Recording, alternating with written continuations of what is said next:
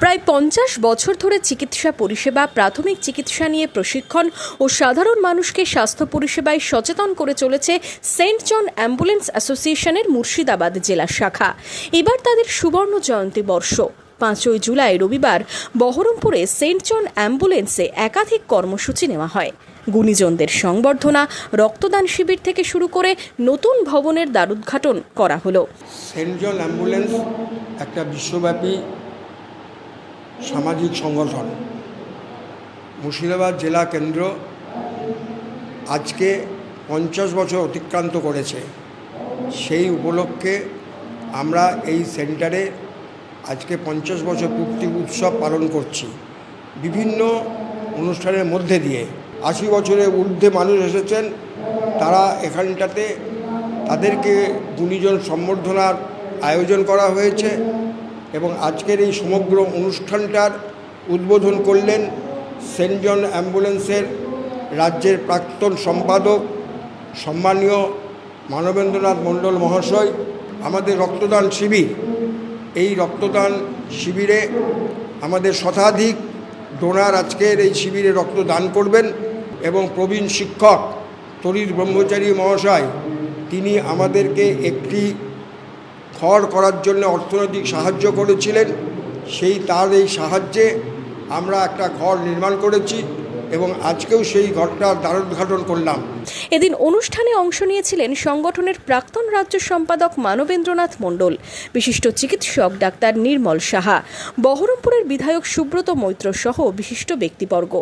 সংগঠনের প্রবীণ সদস্যরাও সামিল হয়েছিলেন সুবর্ণ জয়ন্তী বর্ষের অনুষ্ঠানে। ভিতর ছুঁয়ে গেল সেন্ট জনস অ্যাম্বুলেন্স অ্যাসোসিয়েশনের 50 বছর পূর্তি উপলক্ষে রক্তদান শিবির সহ ওনাদের নতুন ঘরের উদ্বোধন। তার থেকে বড় কথা, আজকে যাদের সাথে আমি মঞ্চ শেয়ার করলাম, আমি ভাবতেও পারিনি যে সকল মানুষ বহরমপুর এবং মুর্শিদাবাদ জেলার জন্য প্রচারে না এসে সাধারণ মানুষের জন্য আজ প্রায় 60 বছর, 65 বছর, 70 বছর ধরে কাজ করে গেছেন, সেই মানুষগুলোকে আজকে দেখে আমি আপ্লুত এবং এত ভালো লাগলো যে এই মানুষগুলো এখনও সামাজিক কাজের সাথে এইভাবে যুক্ত আছে।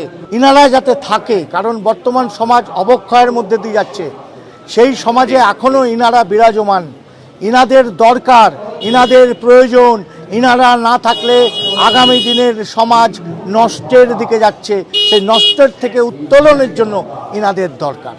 অনুষ্ঠানে বর্তমান সময়কালে দাঁড়িয়ে স্বাস্থ্যের হাল হকিকত তুলে ধরলেন ডাক্তার নির্মল সাহা।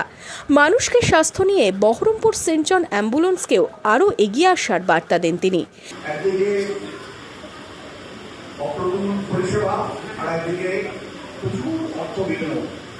এই মাঝখানে মানুষ কিন্তু মন পেশা হয়ে যাচ্ছে।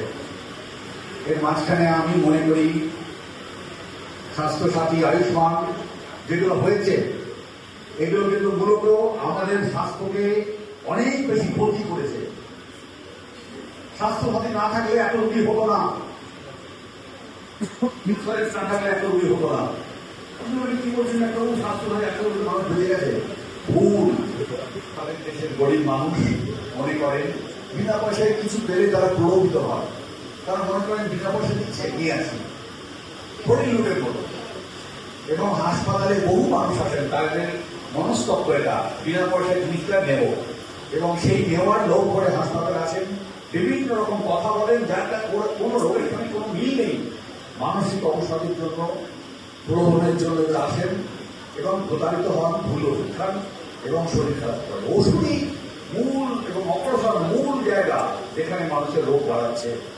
এবং আমরা যদি সবাইকে সচেতন না করি, বিশেষ করে এই ধরনের নন গভর্নমেন্ট অর্গানাইজেশন যেটা স্বাস্থ্য বিভাগ কাজ করে, ওষুধ বিতরণ করা কোনো কাজের কাজ নয়। ডাক্তারের কাজ হচ্ছে রোগ নির্ণয় করা, আর রোগ নির্ণয় কিন্তু ডাক্তারই করতে পারে, কেউ পারবে না। রোগ নির্ণয় না করে কারো অধিকারই নেই একটা ওষুধ দেওয়ার, অধিকার নেই। এদিন রক্তদান শিবিরে অনেকেই রক্তদান করেন।